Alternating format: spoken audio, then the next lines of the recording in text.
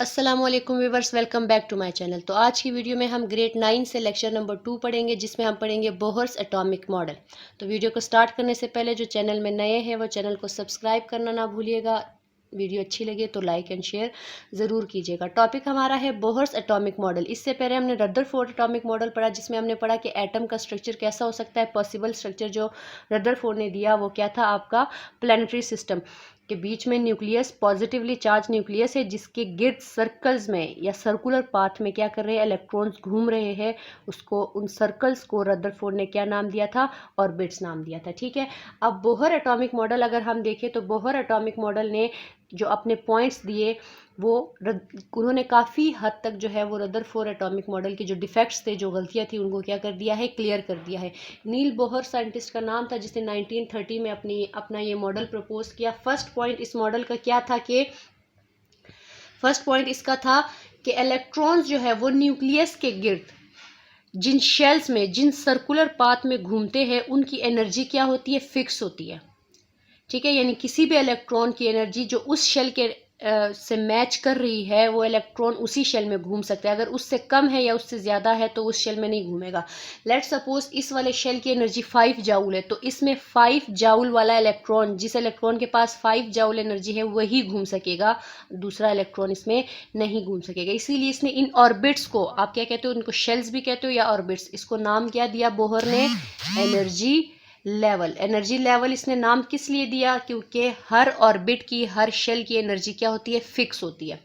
Second जो इसने point बताया वो क्या बताया कि एनर्जी ऑफ इलेक्ट्रॉन, किसी भी इलेक्ट्रॉन की एनर्जी जो है वो डायरेक्टली प्रोपोर्शनल होती है डिस्टेंस फ्रॉम न्यूक्लियस। इसको मैं शॉर्ट फॉर्म में लिख रही हूँ, डिस्टेंस फ्रॉम न्यूक्लियस। यानी वो इलेक्ट्रॉन न्यूक्लियस से उसका डिस्टेंस कितना है। लेट सपोज मैं फर्स्ट शेल में इस इलेक्ट्रॉन को अगर कंसिडर कर रही हूँ, तो फर्स्ट शेल में इस वाले इलेक्ट्रॉन का इस न्यूक्लियस से डिस्टेंस क्या है, as compare to second one, क्या है, कम है। इसलिए इस इलेक्ट्रॉन की एनर्जी भी क्या है, कम है। अगर दूसरे वाले इलेक्ट्रॉन को देखें तो इसका डिस्टेंस न्यूक्लियस से ज़्यादा है, तो इसकी एनर्जी भी ज़्यादा है। मतलब जितना इलेक्ट्रॉन न्यूक्लियस से दूर जाता जाएगा, उतनी उसकी एनर्जी क्या होती जाएगी, बढ़ती जाएगी।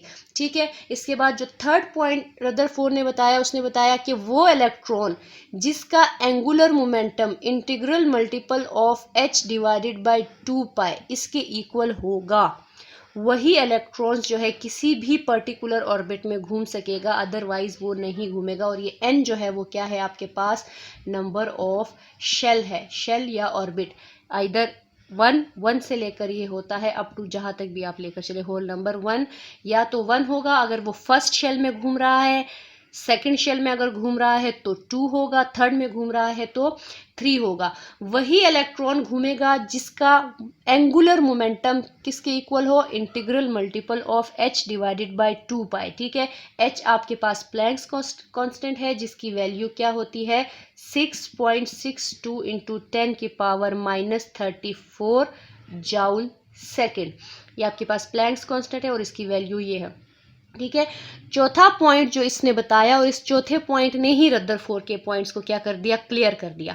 चौथा पॉइंट इसने क्या बताया कि electron in a particular orbit does not radiate energy. यानी इलेक्ट्रॉन अगर किसी भी एक शेल में, खास शेल में घूम रहा है, तो वो एनर्जी रेडिएट नहीं करेगा, ना तो वो एनर्जी इमिट करेगा, ना वो एनर्जी एब्जॉर्ब करेगा।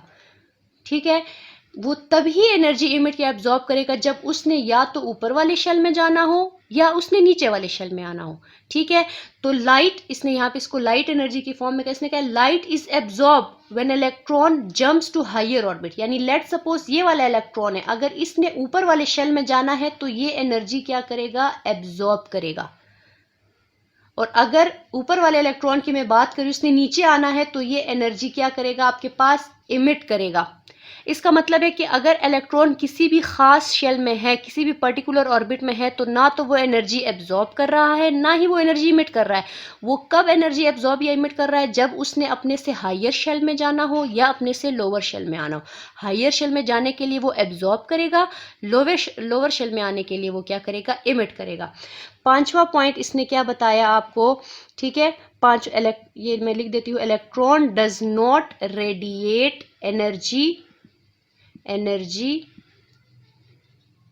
in a पर्टिकुलर ऑर्बिट, यानी अगर किसी खास ऑर्बिट में वो है तो वो एनर्जी रिलीज नहीं करेगा जब तक कि उसे ऊपर ना जाना हो या उसे नीचे ना आना हो। ठीक है, ऊपर जाने के लिए वो एब्जॉर्ब करेगा, नीचे आने के लिए वो इमिट करेगा। फर्स्ट है कि वो कितनी एनर्जी एब्जॉर्ब करेगा, लास्ट पॉइंट है, या कितनी एनर्जी वो इमिट करेगा। तो वो एनर्जी डिपेंड